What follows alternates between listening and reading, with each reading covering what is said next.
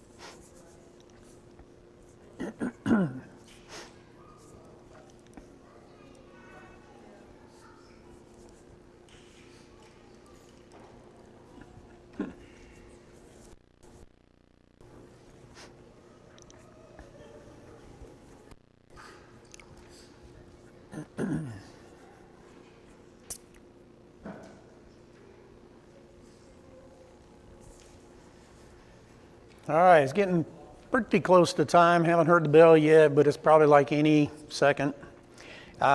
If you haven't been in here before, we have a handout back here, I think, on this folding chair, if you'd like one. We're in Daniel chapter 12 tonight. With a little bit of luck, we're going to wrap up Daniel. Keep your fingers crossed. I think he throws a few curves in on this one, just like he did in all the other chapters. So we're going to back our ears and dive in. Daniel chapter 12. Michael is one of the angels that is mentioned in the Bible. He's mentioned in Daniel. He's also mentioned in the New Testament. And there's a couple of clues that Daniel gives us about Michael. Here in chapter 12, verse 1, he says he is the great prince who protects your people, talking to Daniel. So probably Michael is the great prince or the great angel that helps protect the Jewish people. In chapter 10, verse 13, he had said he is one of the chief princes. So he is a chief, I guess, amongst angels. And in Daniel chapter 10, verses 21 through 11, verse 1, he calls him there, Michael, your prince. He says, nobody supports me against them, against the enemy, but Michael, your prince. So again, probably his realm is protecting the Jewish people. In Jude chapter 9, Jude gives us another clue about him. He calls him an archangel. Calls Michael an archangel. And in Revelation 12, verse 7, we're told there that Michael and his angels fights against the dragon and his angels. And the dragon and his angels are not powerful enough to overthrow Michael and his angels, but rather the other way around. Michael and his angels overcome the dragon and his angels, and they are then thrown down. So what's his assignment? Well, his assignment is what we said just a minute ago. It depends on the translation as for the exact verbiage that you get there, but the NIV and the New Century both say protect your people. The New King James says stand watch over the sons of your people. New American Standard says stands guard over the sons of your people. The English Standard Version says has charge of your people. And the Amplified says defends and has charge of your people. So, one way, shape, form, or fashion, Michael's responsibility is to watch after the Jewish people. Whether he has total charge of them, he's protecting them, he's guarding them. We find out in the New Testament, we're not warring against human things. We're warring against principalities and powers in heavenly places. There's a war going on behind the scenes that we don't know about. But some of it is described here in Daniel as Michael and Gabriel, who's mentioned before, are waging war on behalf of God's people. So he says that there's going to be something that's going to take place. The angel tells Daniel there's something that's going to take place. He says there's a time of distress, such as not happened since the beginning of the nations until now. But at that time, your people will be delivered. Everyone's whose name who is written in the book. So one of the things that you kind of got to come to grips with is this phrase that nothing has happened like this since the beginning of time until now. Premillennialists love that. They want to take it and run with it, that this is something extraordinary and it's different and nothing like this has ever happened before. But we know from studying the Bible, it's a phrase that's like semantic hyperbole. In other words, it's speaking over the top. And we know that to be the case because that same kind of phraseology is used in other places. For instance, in Joel 2, verse 2, he talks about this plague of locusts as being the worst thing that has ever happened in the entirety of humanity. Okay, well, maybe that is, or maybe this thing is. But Nebuchadnezzar's destruction of Jerusalem is described by Jeremiah in Jeremiah 30 verse 7 as being the worst thing that has ever happened. Maybe it is, maybe it's not. But the point is that it is using hyperbole, or we're stating really big to let you know it is bad. It is very bad. It is awful. It is terrible. But it's not that we're going to rank these things number 1 disaster, number 2 disaster, number 3 disaster, number 4. It's not that. It is a very bad thing that has happened. Almost unimaginable. But it's said of the locust, it's said of Nebuchadnezzar's destruction of Jerusalem, and it's said here about the destruction that is being taken on the Jews by the Greeks, specifically Antiochus and his crew. But Jesus will do exactly the same thing in Matthew chapter 24, verse 21, and also Mark 13, 19, talking about the destruction of Jerusalem by the Romans. He says, this is the worst thing that has ever happened since the nations came about, from the beginning until now. Well, is that then the number 1? And then there's another number 2, or another number 3? No. It is a very bad, it is a terrible thing, it is an awful thing that is taking place. And that's the purpose of what he's saying here.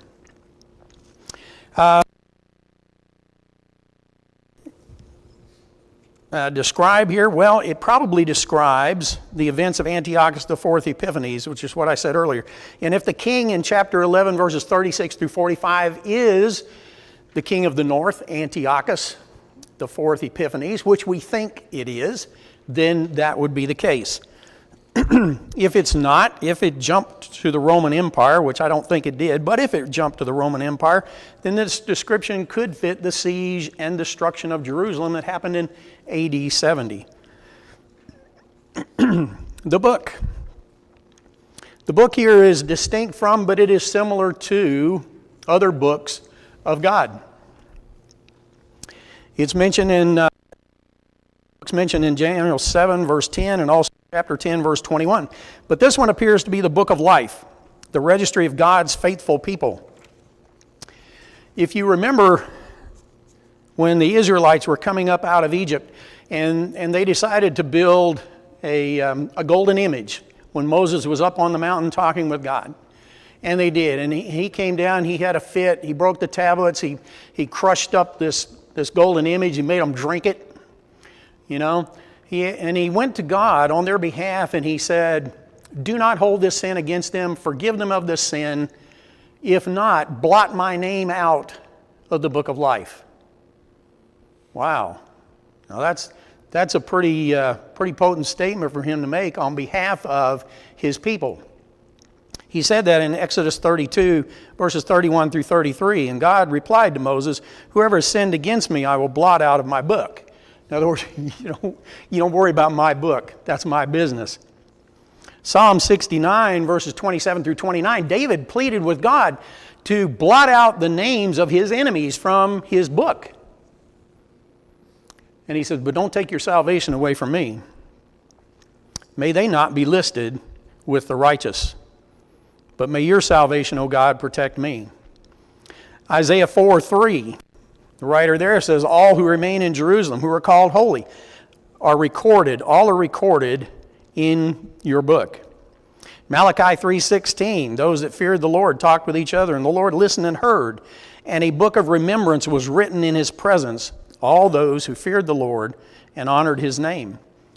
And in Luke chapter 10, verse 20, Jesus had sent his disciples out on what was called the limited commission. And when they came back, they were all excited about how the demons even reacted to their preaching in Jesus' name. They had power over the demons. And Jesus told them, don't get so excited that the demons are responding to your request or your orders. Instead, you need to be excited that your names are written in the book of life. That's what you need to be excited about. Philippians 4:3, Paul talks there about his fellow workers. He says, all of these whose names are written in the book of life. And in Hebrews chapter 12, 22 through 24, he talks there about where you've come to the new Mount Zion, to the church of the firstborn, whose names are written in heaven. You have come to God, the judge of all men, spirits of men made righteous or made perfect. And in Revelation 3, verse 5, talking to the church at Sardis, Jesus says there, I will not erase his name from the book of life, those who are clothed in white garments. I will confess him before my Father and before his angels. Similarly, in Revelation 13:8, all those whose names have not been written in the book of life that belongs to the Lamb, these are the ones who worship the beast. And in Revelation 17:8, the inhabitants of the earth whose names have not been written in the book of life from the creation of the world will be astonished when they see the beast. In Revelation 20, when it's talking about the end, he speaks there, he says about another book being opened up, the book of life. And he says those who are not recorded in the book of life, anyone who is not recorded in the book of life will be thrown into the lake of fire, which is the second death.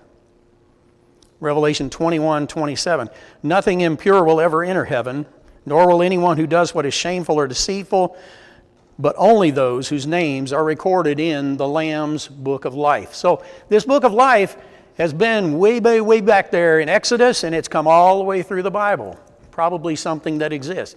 If not, it's in God's memory, but it's there as such a fact that it's recorded as a book, or said to be a book. When are these things going to occur? He said at that time. Well, what time is that? Well, if you refer back, you have to kind of go back into chapter 11, but verse 40 talks about at the last time, or the end time. The time of the end. That's the time we're talking about here. All the versions that they get either say at that time, or now at that time, or and at that time. All of them refer back to that, chapter 11, verse 40. Distress, most likely talking about the things that are brought on by Antiochus Epiphanes terrible things that were done to the Jews. There's a word here that, depending on the version you have, it may say rescued, it may say delivered. Some of the righteous, though, whose names were written in the book of life, actually perished during this persecution. So you can't say, well, they were physically saved. But this rescue, this delivering, ultimately occurred when the Maccabees conquered the Greeks. They overcame Antiochus' forces. They earned freedom. And for 100 years, the Jews were actually a free nation doing things on their own, just as they wanted to be. So it's a collective term, the ultimate victory in 165 BC.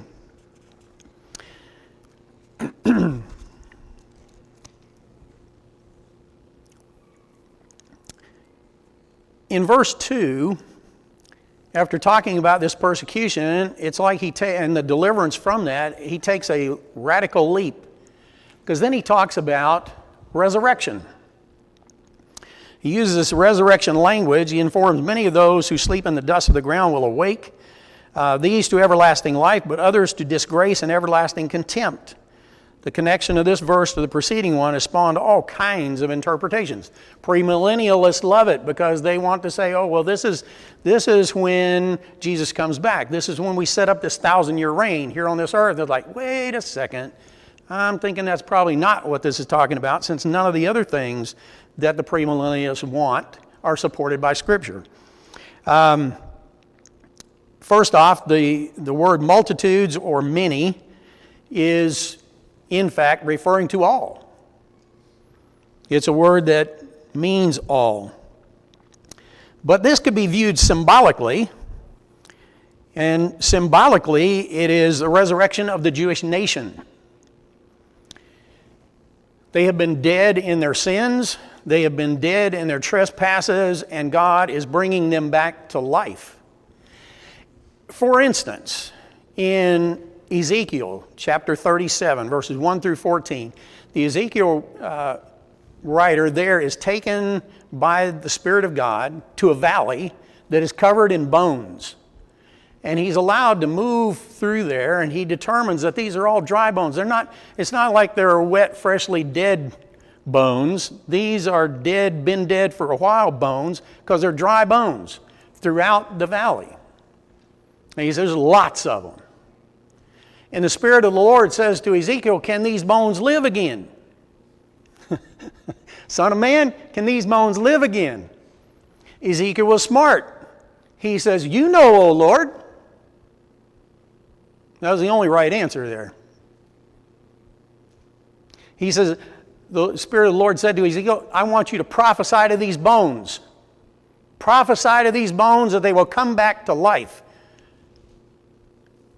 So he says, I did what the Spirit told me to do. I prophesied to these bones. And the bones started coming together, and sinew and flesh and muscle, all this tissue started coming on it, even skin, but they were still dead. And the Spirit of the Lord said, prophesy to these bodies that the breath will come in them. From the four winds of the earth, that the breath will come into them, and they'll be a living soul again. And so I did what the Spirit of the Lord told me to, and I prophesied to these bodies, and the breath came into them, and they lived. And then the Spirit of the Lord says, this is what I am doing to my people Israel. I am bringing them back, even though they are but dead bones, and they have no life in them. I am bringing them back. Well, guess what? This very well could be what is being said to Daniel right here and right now, because those Jews would be dead, just like these, spiritually dead, and they're being taken back to their country. They're being reinvigorated. The temple will be cleansed. They will set up worship again, and things will be back the way they were before. So perhaps it is strictly symbolic, talking about the resurrection of the nation of Israel. Some have viewed it as relating to the persecution of Antiochus Epiphanes and envisioning the Jews that were hiding in the caves coming forth as a free nation again. So that's kind of more of a literal translation in a symbolic way too. whereas the Seleucid enemies were utterly defeated, so they left in contempt. Some would take the Roman view and say, well, this is when Israel is redeemed from Gentile oppression, when Messiah comes, and they set up a new nation, which in fact is the church, not a nation on the earth per se, but a nation that is heavenly bound, but the church. I tend to lean toward Antiochus, but I've told you that before, because I don't think they took a leap forward. Another interpretation is that the events in verses 1 and 2 are an example of prophetic foreshortening, in that it is actually a leap from what took place here with Antiochus to the future resurrection that would happen sometime in the future that has not happened at all, but will. If you remember back in chapter 11, verse 2, the angel took Daniel through the first 4 kings of the Medo-Persian Empire. And then he leaped into verse 3 into Alexander the Great, the first of the Greek kings. Well, he just skipped 8 kings of the Medo-Persian Empire. Why? Well, because they weren't important. Well, this could be that kind of foreshortening too. Jesus does something similar in Matthew chapter 24 when he talks about the destruction of Jerusalem. And then he takes a leap to a time yet in the future when he will return. He says of the one, there are things you can forecast, and when you see the army marching on Jerusalem, get out, leave, because it's fixing to be decimated. But he says of his own return, there is nothing that will tell you about that. As a matter of fact, nobody knows, not even me. Only the Father knows when that will be. So it could be this foreshadowing, or foreshortening rather, when you're leaping into the future. I'll let you figure that one out. But there are some truths that you can learn from this resurrection thing here. The first is that the bodily resurrection will take place. The body is brought out of the grave. It is infused with life. It is alive again. It will happen to all. This new body is immortal. That's the second thing. The third thing is that unbelievers will spend an eternity in bodily form, as well as believers will spend an eternity in bodily form. And the fourth is that the resurrected saints will receive honor and glory and reward, whereas the opposite is true for the unbelievers. And Jesus taught this as well. In John chapter 5, verses 28 and 29, Jesus says there, "Do not be amazed at this, for a time is coming when all who are in the graves will hear his voice and come out. Those that have done good will rise to live. Those that have done evil will rise to be condemned." So is there some benefit in godly wisdom? Is there some benefit leading others to righteousness? Well, there is. And he uses a literary thing here that's called synonymous parallelism. What it means is two things that are the same thing that are kind of laid alongside. Proverbs and Psalms are full of those examples. But what it says here is that the first part, those who are wise, and the second part, those who lead many to righteousness, are actually parallel or synonymous. They're the same. As well as brightness of the heavens and like stars forever and ever. Same thing. So he's saying the same thing twice.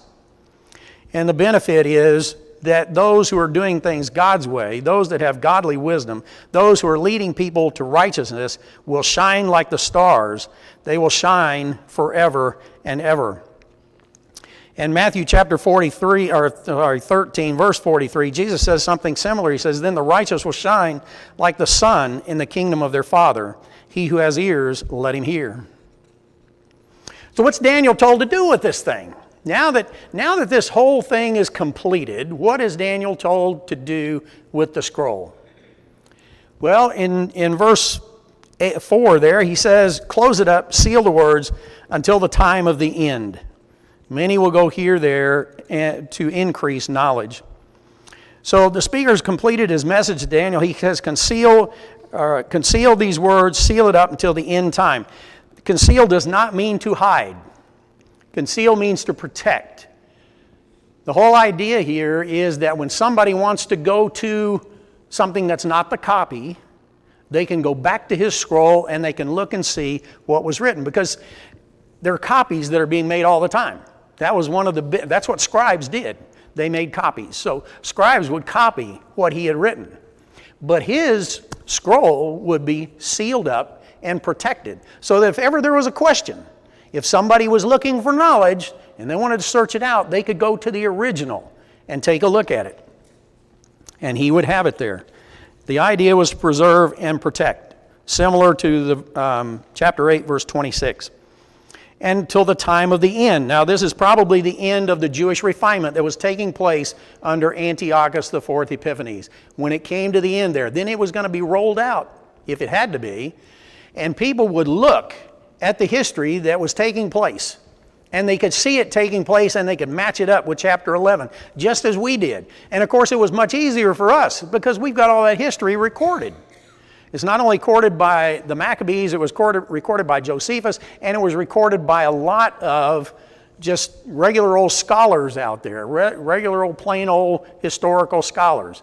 They recorded all this stuff. Otherwise, we'd probably be scratching our heads too. Who's this king of the north? Who's this king of the south? I don't know. But we do know, because Daniel, through this angel, I guess we should say the angel talking to Daniel, gave us such a detailed description of what took place. We know who this king of the north is, and this king of the south, this king of the north, this king of the south, all the way down to the eighth in line of the north, which was Antiochus Epiphanes, Antiochus IV Epiphanes. We know that based on history. He says here, back and forth, searching. Fourth is the Hebrew word shut, and that's spelled like S-H-U-T. I don't know if it's pronounced that way or not, but it's found in Amos 8:12, where there's a vain pursuit for revelation. It says there, they will go back, or they will go to and fro to seek the word from the Lord, but they will not find it. However, in this particular case, it says knowledge can be gained. How is that knowledge gained? Well, they see these events taking place, and they go back and look at the writings of Daniel and say, oh, that's what he was talking about. Because he has detailed all of these kings. And this is, as we said before, just going through Antiochus Epiphanes IV, Antiochus IV Epiphanes, you're talking 300 years in the future. You know, he has laid out the Greek, the Medo-Persians. The Medo-Persians have just come into power. He's laid out what's going to happen with the Medo-Persian Empire. Then he's talked about the Greek Empire, and he's talking about the Roman Empire. So through Antiochus Epiphanes, getting us through the Greek Empire, that's 380 years into the future. Now, if you're getting to the end of the Roman Empire, you're getting to the part of the Roman Empire where Jesus dies and the destruction of Jerusalem, you are talking 600 years into the future. Isn't that amazing? You remember what I said last week? I think it was last week. God can see every moment in time at any moment in time. He sees all time at any time. Scary thought, but he does. He knows everything that is going to happen from now till the end. He knows every thought in your mind, every thought in my mind. He knows you're out there saying, what did he just say? Huh? Yeah, it can be confusing. But God knows all of that. Most of us have trouble keeping up with our own brain, let alone with everybody else's. Right? Yeah, I'm that way. So these things are going to continue to unfold, and as they unfold, the Jews can go back and look in Daniel and find out that they've already been documented. They were predicted by God. They will prove this book. We have just done that over the past 5 or 6 weeks, going through chapters 8, 9, 10, and 11. We have proved it out with history. So Daniel has been talking with this one angel, but now he looks around and he finds out that they're not alone. He says 2 others stood there, one on this bank and one on the other. Now, if you remember back at the beginning of chapter 10, it described where Daniel was. He was on the bank of the Tigris River, which is not the one flowing around Babylon, which is the Euphrates River This is the Tigris. They run together before they hit the ocean, but he was on the Tigris River according to chapter 10, verse 4. God's messenger, the man dressed in linen, was still with him, chapter 10, verse 5. And now they've been joined by two others who are standing on opposite banks of the river. The man that's dressed in linen, the one that's been with Daniel this entire time, is actually standing over the river, according to the very next verse.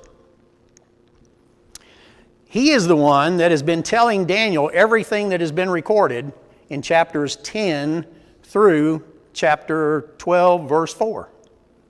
This is the guy that's been doing the talking, and Daniel's been writing it down.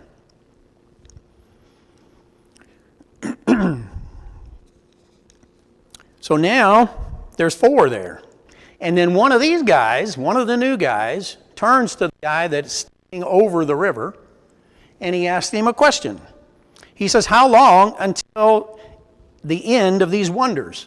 Now that wonders is a word that as a noun, pele means wonder, but as a verb, pala means destructive deeds. And that's recorded in chapter 8, verse 24, talking about the destructive deeds of Antiochus IV. It's also recorded in 1136, where the king, we have interpreted, is Antiochus IV. So these wonders that he's talking about here are actually then destructive deeds. How long until the end of these destructive deeds? This is a question that was asked already back in chapter 8, verses 13 and 14. Maybe the angel is bringing Daniel full circle right back to that question again. So, respond. Well, he tells him two things. The first part of the answer is time, times, and a half time. Now, I don't know about you, that makes no sense to me whatsoever. Time, okay, that's singular. Times, that's plural. Half time, that's a half of the singular, I think. Right? Wouldn't that be what you said? But now, what is time? Well, is it a year? Is it a decade? Is it a century?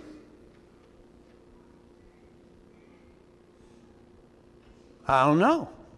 And times, is it 2 times, 3 times, 4 times, 5 times, 6 times? I don't know.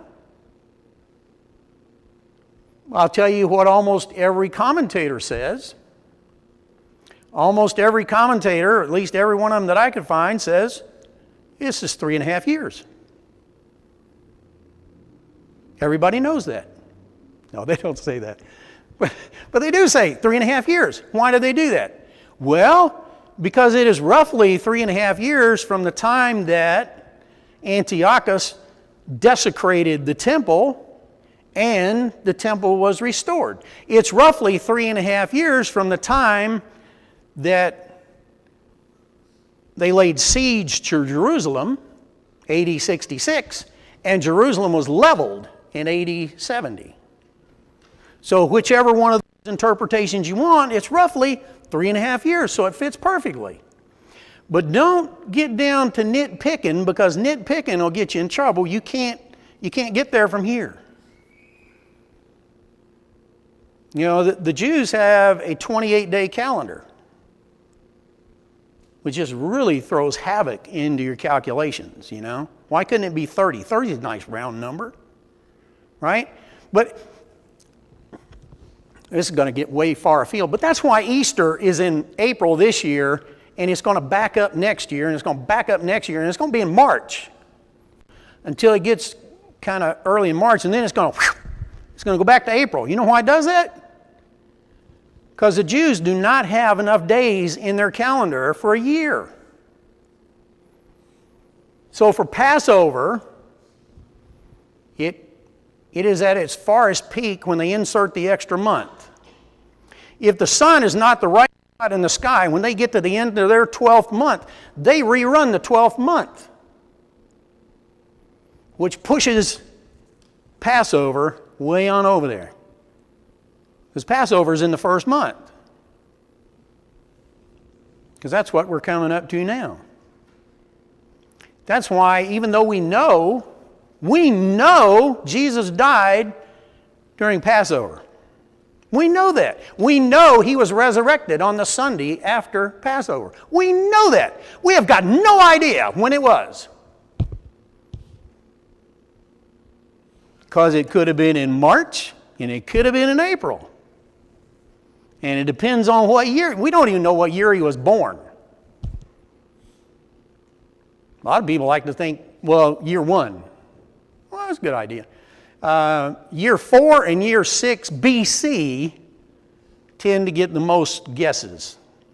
That has the highest probability.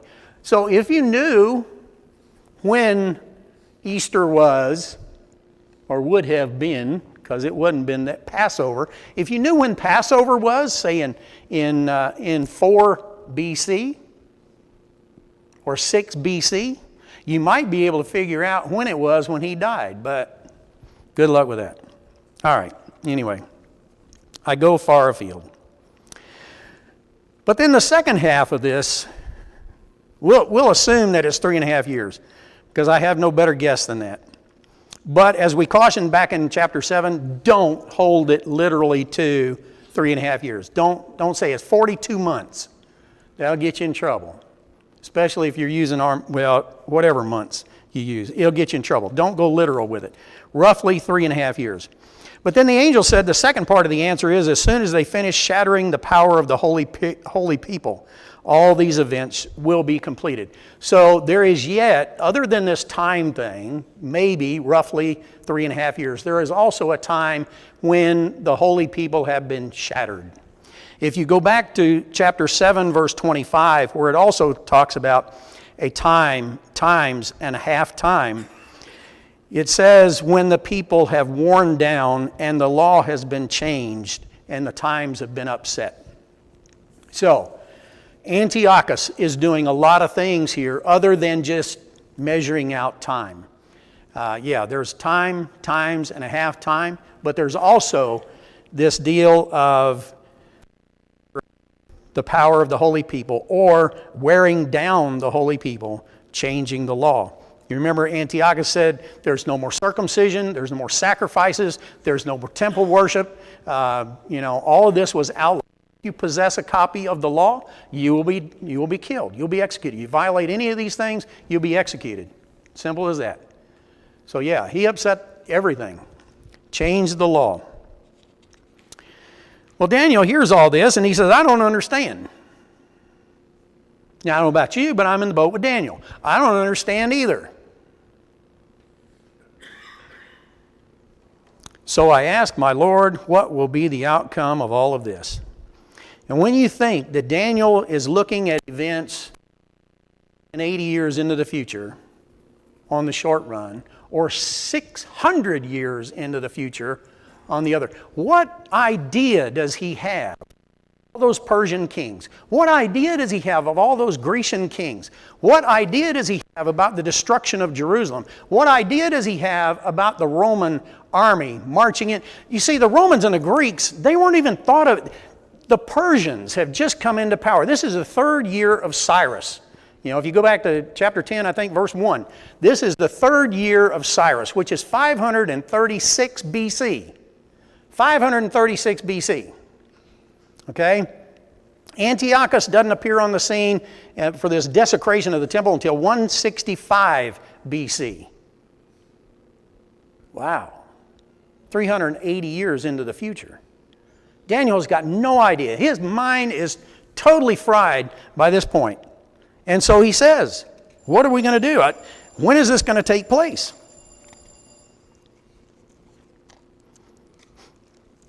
The angel replied, go your way, Daniel. The words are closed up, they're sealed until the end of the time. Many will be purified, made spotless, refined. The wicked will continue to be wicked. None of the wicked will understand, but those who are wise will understand. Go your way. In other words, Daniel, don't worry about this. You can't control it. You can't impact it. God is going to take care of these things. You just need to write it down and protect it. Seal it up and protect it. But know that people will be purged. In other words, some are going to die. Purified and refined. It's the same language that was used in chapter 11, verse 35, where it said that some that had insight would fall in order to refine, to purge, and to make pure until the time of the end. So godly people will die, but the wicked will continue to act wickedly. There's something similar in Revelation chapter 22, in John's Revelation. Revelation 22, verse 11, let the one who does wrong still do wrong. Let the one who is filthy still be filthy. Let the one who is righteous continue to practice righteousness. Let the one who is holy keep himself holy. In other words, no matter what happens out here, you do what you're supposed to do. You remain faithful no matter what is taking place on the side. That's true for you, Daniel. It's true for everybody that is following God's will. And guess what? Those who are evil will continue to be evil. Will some change? Yeah, sure. Some will change. Some will not remain faithful, and some who are wicked will turn around and go in the right direction. But, as a matter of fact, there's continued rebellion for a lot of people. And if you look in Romans chapter 1, starting at about verse 18 and on, is some of the scariest stuff that you will read in the Bible, because it says there that people become so deluded that God gives them over to their delusion. In verses 24, 26, and 28, God gave them over. That's frightening to me. It's kind of like going back and reading about Pharaoh. Pharaoh hardened his heart 3 times. I think I'm right on that. He hardened his heart 3 times. After that, God hardened his heart. That's scary. God gave them over. They wanted to believe a lie. He let them believe a lie. It almost sounds like He helped them believe a lie. That's scary. That's scary to me. We want to cry out just like some of them. How long, O Lord? Especially during times of persecution against God's people, there are persecutors in this world that seemingly become more evil than they otherwise would have been. There's one right now. Putin would be at the top of my list. Evil, just for the sake of being evil. There's no reason for his evil. He's just evil. The wicked will be wicked. How long, O Lord? Not yet, but someday, David. Paul will tell us in 1 Corinthians chapter 3 that he has laid a foundation. Actually, Jesus laid the foundation, and he built on it. And he says, for the rest of us, we need to be careful how we build on it. With gold, silver, costly stones, or wood, hay, stubble. Because there's going to be a refining that takes place, similar to what we're talking about here, refining by fire. It will purify the gold and the silver. But the wood, the stubble, the hay, it will fully consume. It will not be left. There's a refining that takes place, a purging that will take place as by fire. And yet, for the remnant that remains after this period of testing, the faithful will say, it's all joy. The testing, Lord, is all joy. James 1, verse 2. So, from the time of the daily sacrifice abolished to the abomination of desolation, there will be 1,290 days. Blessed is the one who reaches 1,335 days. What does that mean? Well, there again, roughly 3.5 years. Maybe. Don't go literal. I think the point is, there's a period of testing, however long it is. You make sure you last longer than that. You continue to last longer than that. And so then the final words here, the final admonition and encouragement. Daniel, as for you, go on your way till the end. You will rest, and then in the end of days, you will rise up to receive your allotted inheritance. The vision and the book conclude with the angel's instruction for Daniel, but as for you, go on your way to the end. The end here probably refers to his death. Okay? See, we've got the end a bunch of times, and it doesn't automatically go to the end of time. But the end of the prophet appears to be his death And at that time, at this time, when we're writing, 3rd year of Cyrus, this guy is mid-80s, 86, 87, somewhere along in there. He's getting up there. His death is probably not too many years in the future. And the angel says, don't worry about it. God will take care of these things. But as for you, go to your death knowing that you have an appointment with a resurrection, and in the resurrection, you will be rewarded. The same thing for you and I. If we remain faithful, we go to our death with the promise of a resurrection and a reward and honor by God. Thank you very much for your attention tonight. And we're going to pick something different next week. Just don't know what it is yet.